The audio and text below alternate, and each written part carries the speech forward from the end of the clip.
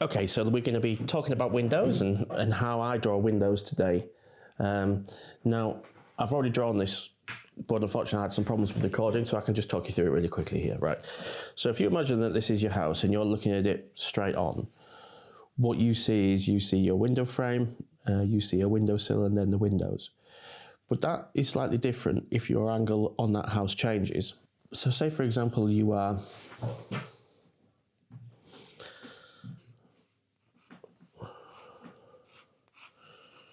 So say for example that house comes, you come around the side of that house, and here you can see, there you go. So what you're doing is you're looking down more at 45 degrees to the front of that house. Then what happens is all this here disappears. All this here completely disappears. So all you see is your windowsill there,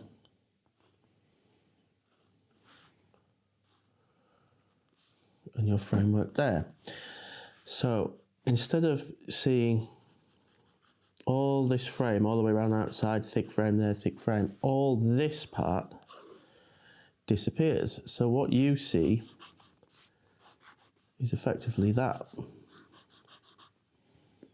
Now why is that? Well, it's really easy to show you if I do a quick cross section of what this window actually is. So if we go through there, there's an X cross section through the middle of that window. What you have is you have some wall here, and then you have a window frame, and then a window frame. So this is your wall here, whatever that's made of.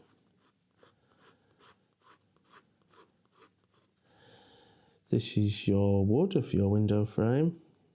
This is back in the days of my design career here. And then in the middle of that you have your glass. So when you view that straight on from up here, you get that much of the window frame.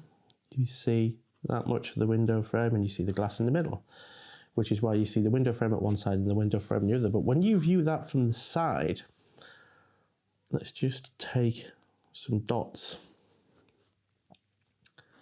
This becomes wider here, and this side completely disappears because you cannot see around that corner there. So this corner comes out to here. So in reality, what happens is all this bit here covers that section there. So you lose the window frame from that side. So if you're drawing a window and you're seeing it from the side like that, let's take a normal sash window. So in Yorkshire, we have sash windows. It's very normal, where you have an outer casement, and then there is a sliding panel on the outside and a sliding panel on the inside. So anyway, what you generally see is a rectangle with a bar across. So if you imagine that this is brickwork here, now I can sort of show you a visual shortcut for that by just sort of doing that here. And that window is roughly that shape. Now from the front, that window is going to be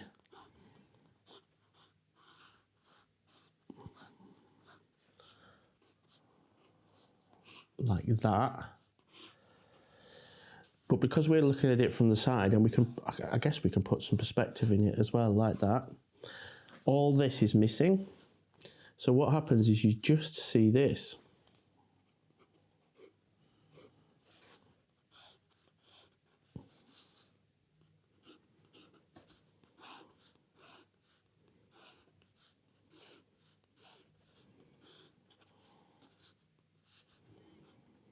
Now there's a window frame, obviously this recess here, you're going to see here, so there's going to be some brickwork there.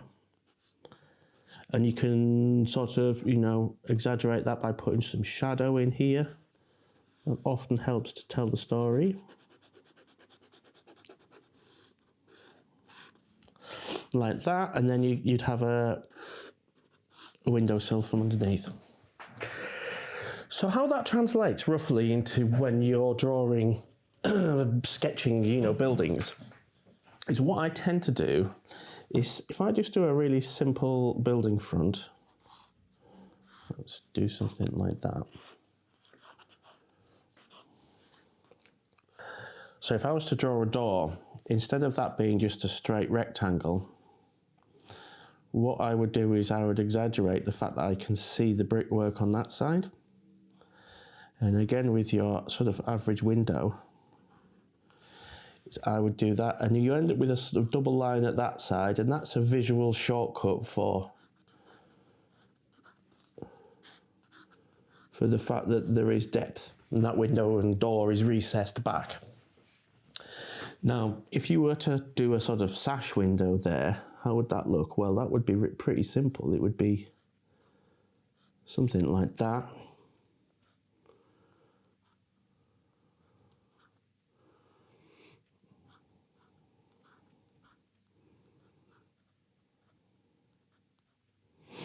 Now, you may notice that there's a vertical that I've put in that one. Now, that vertical is not going to be halfway between this line and this line. That vertical is going to be halfway between that line and that line. So that vertical is going to be actually here. And by putting that in, what you're also doing is helping to demonstrate that that window is in fact recessed. So again, I'm being quite rough here, but you can be quite rough with these. So that's how that works. That's the reason why you don't draw both window frames. So how do I actually normally draw windows? Well, what I would normally do if I was doing my usual line and wash technique is I would do something, if it was a window like this, and then I would think about where the middle's going to be. I might even exaggerate and put it further over than it ought to be. Put in that frame at the far side. And then I would go in here. And then put that sash in. Like that. And then I would probably put the windowsill in here, extending it slightly to the right-hand side. Now that central thing actually needs to be further over there, but it doesn't matter for the sake of this one. So basically just the same as I've done here. Now, when it comes to colouring that, the thing to remember is that there is going to be some shadow under here. As I mentioned before, there might be some shadow under there. If there's a big windowsill, there's going to be some shadow under here. If the window is quite deeply recessed, there might even be some shadow under here if the window frame is particularly chunky. But how much detail you put in is, well, it's basically down to you. It's ultimately up to you.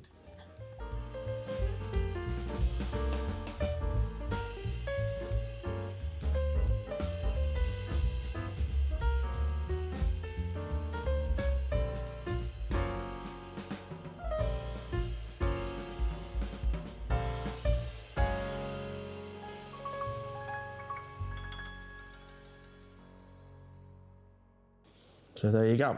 And that gets rid of some of those window frame issues. Looks a bit more normal, doesn't it?